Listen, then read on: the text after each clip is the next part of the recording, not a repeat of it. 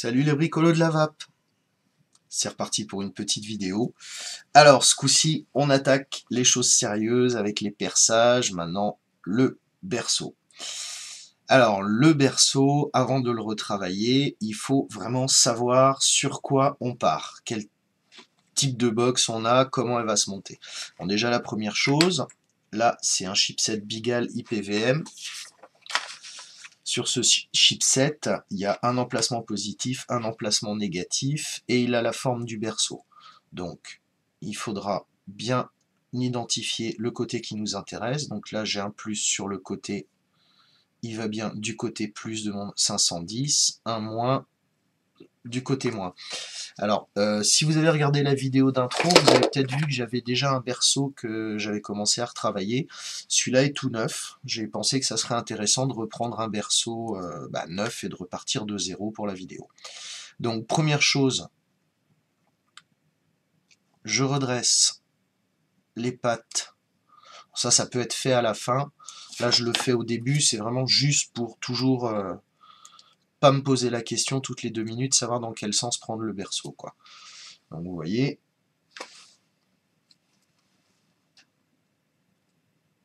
il y a les pattes qui rentrent dans les fentes de l'IPVM et le chipset vient en place à ras, ça dépasse pas, c'est bien, c'est nickel. Donc lui, on y reviendra après. Une fois qu'on a le sens de notre berceau, le classique, en dessous, il va falloir faire une coupe. Alors je vais essayer d'utiliser ce crayon blanc, mais ça marche pas très bien.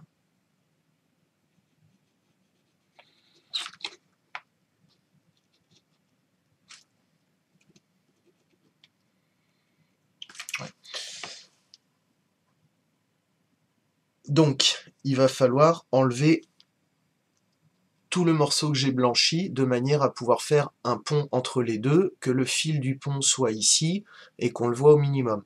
Alors, les parties qui sont relevées, là, il y a deux solutions. Soit vous les coupez, moi je suis pas trop fan de les couper, donc ce que je fais, j'extrais les connecteurs, je les replie un peu vers l'intérieur et je soude dessus.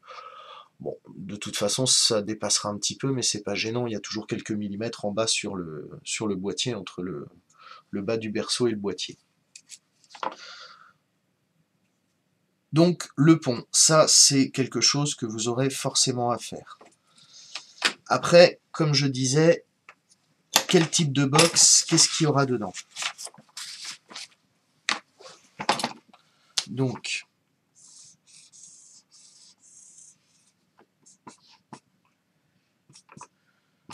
le berceau avec ses deux accus. En dessous, forcément, le pont. Au-dessus, le chipset. Et sur le chipset, on aura le switch,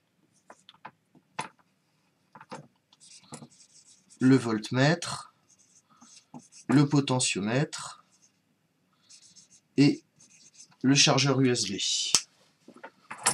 Hop. Alors j'ai fait la vidéo un petit peu plus serrée cette fois-ci pour que vous voyez mieux, mais du coup, il faut que je fasse attention de ne pas être hors champ.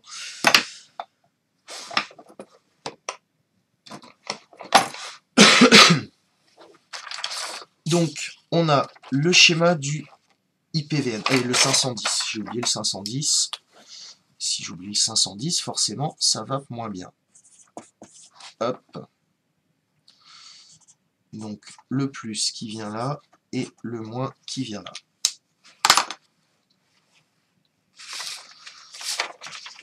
Donc, on a tout. Le chargeur USB. Donc, il faut qu'il soit relié finalement à chaque batterie. Donc, il y aura un fil de chaque côté du berceau. Donc, ça veut dire que du chargeur USB, il va falloir qu'on ramène un fil par le dessous, par le côté du berceau. Et un autre fil ici. Un autre fil ici.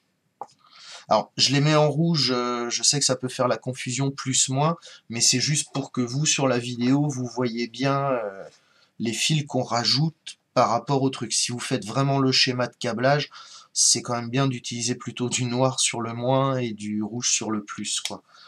Bon, après, comme je disais, c'est pas non plus des schémas qui sont extrêmement compliqués. La partie compliquée, elle est là. Une fois qu'on l'a compris, il n'y a pas vraiment de difficulté sur ce genre de chipset. Donc, après, le potentiomètre, bah, lui, il viendra sur l'IPVM, donc il sera par au-dessus. Donc là, il y a 2 fils, c'est pas la peine de dessiner les deux. Le voltmètre, pareil, il vient sur le chipset, donc même topo, c'est par au-dessus, on n'a pas besoin de toucher au boîtier. Le pin 510, il est pris sur l'IPVM aussi, donc il n'y a pas besoin de retoucher le boîtier. On s'en sort pas mal. Et le switch,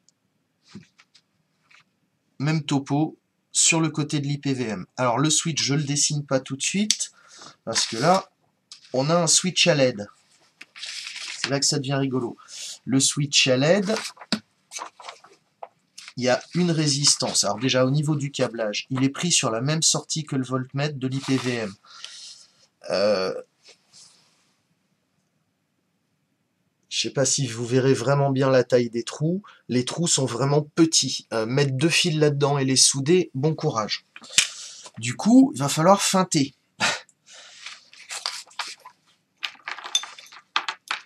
Mon voltmètre, il a 3 fils.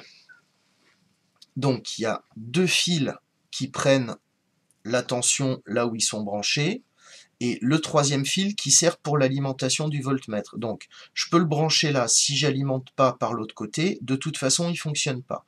Moi, les 3 fils me servent pas. Donc, le fil qui me sert pas, je vais le couper, et je vais le ponter sur son équivalent de mesure. Donc comme ça, le voltmètre ça sera alimenté automatiquement à chaque fois que j'appuie sur Fire. Et en plus, je gagne un fil dans la box.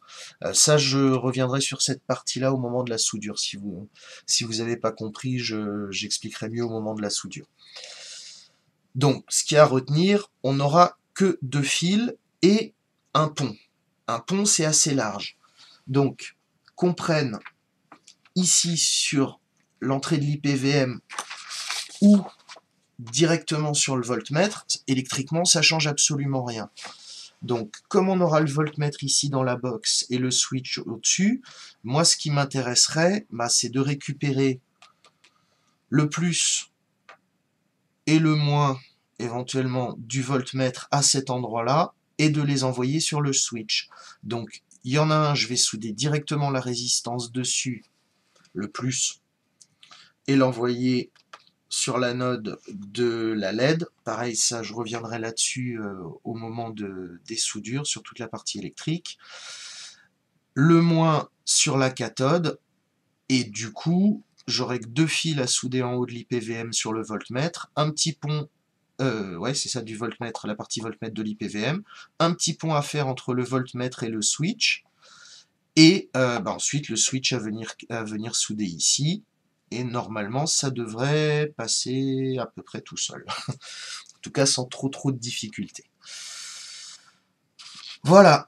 Du coup, au niveau du berceau, finalement, on n'a que la partie basse à creuser, un petit passage à faire sur le côté pour ramener le fil de l'USB, du chargeur USB, 2 petits passages à faire en haut, pareil pour le chargeur USB, parce que du coup ces fils-là seront directement sur les plus et moins et seront en dessous de l'IPVM, d'ailleurs que j'ai pas dessiné. Donc, le chipset, oups. Le chipset, et donc là les connexions traversantes qui seront à souder ici. Donc c'est bien ça, 1, 2, 3, 4 petites retouches. Non, ça me semble bien. Alors, celle-ci, elle a déjà été dessinée. Ici, il suffira de gratter un tout petit peu l'angle ici pour venir ramener un fil en bas et le souder au niveau du pont. Alors pareil, il y a des petits ergots sous le berceau, bon ça c'est à enlever aussi, hein, histoire qu'il soit bien lisse. Et accessoirement, moi je fais des griffures à la machine sur la partie centrale, des fois un petit trait aussi ici, parce que je mets de l'époxy, je le colle au fond, et le fait qu'il soit griffé, je gratte un peu aussi le berceau à cet endroit, le boîtier à cet endroit-là, ça assure une meilleure accroche de l'époxy.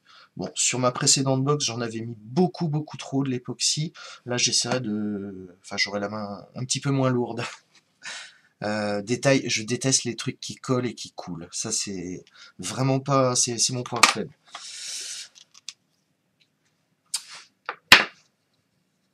Alors, sur le haut du berceau,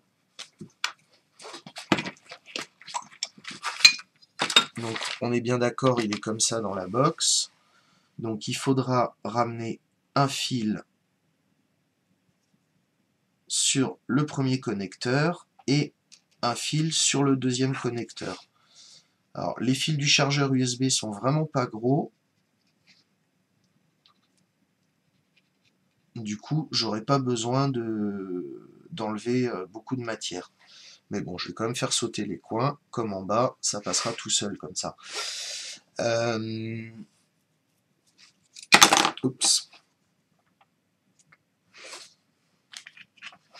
Alors, pareil, la box que j'ai fait avec un IPVM,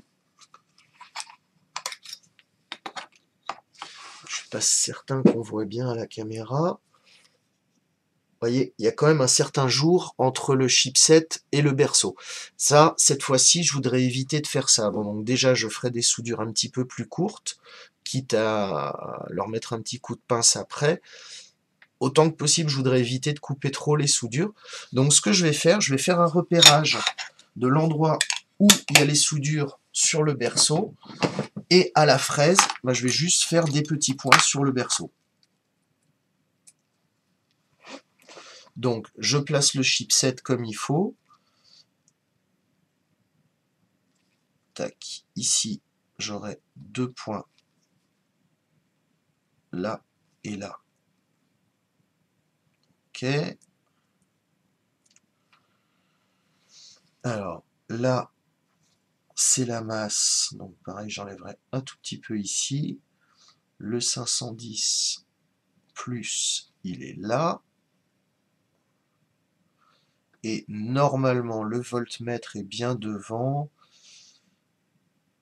Et celui-ci, à la limite, juste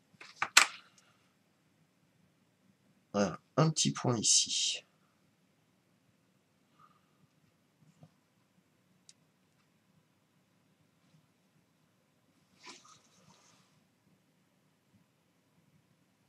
Voilà, donc les deux gros points, c'est le moins et le plus qui vont vers le 510, qui ont des soudures un peu plus grosses. Un petit point sur les deux de ce qui doit être le potentiomètre ici. Et là, sur le côté, les 2 points du switch, le passage du fil pour le chargeur USB, le pont et le passage du fil pour le chargeur USB. Voilà, avec ça, il n'y a plus qu'à attaquer. Je vois que la vidéo fait déjà 13-14 minutes, donc je vais couper ici et enchaîner derrière sur une petite vidéo, juste la partie Dremel où je vais retravailler le boîtier, le berceau. Vraiment, j'arrête de les confondre. Oups, un petit oubli. J'ai donc tracé sur le berceau toutes les parties électriques et forcément j'ai oublié, sur le boîtier en lui-même il y a l'espèce de bourrelet là qui est là pour mettre les aimants, donc il faut aussi prévoir une découpe dans le berceau, je dirais même c'est la plus importante qui vous permettra de bien le caler dans le boîtier. Donc sur cela c'est assez simple, il y a une arête, je prends un bon millimètre après l'arête, je coupe. Et de ce côté-là, je laisse 1 millimètre, 1 millimètre et demi de matière. Donc vous voyez, ça va faire sauter tout le coin ici. Voilà, donc bien sur le dessous du boîtier, là où il y a le pont et le trait pour l'USB. Pas du côté où vous mettez le chipset. Voilà, sur ce, je vous remercie d'avoir regardé jusqu'au bout. Désolé pour l'oubli et à bientôt pour la prochaine vidéo. Salut les bricolos!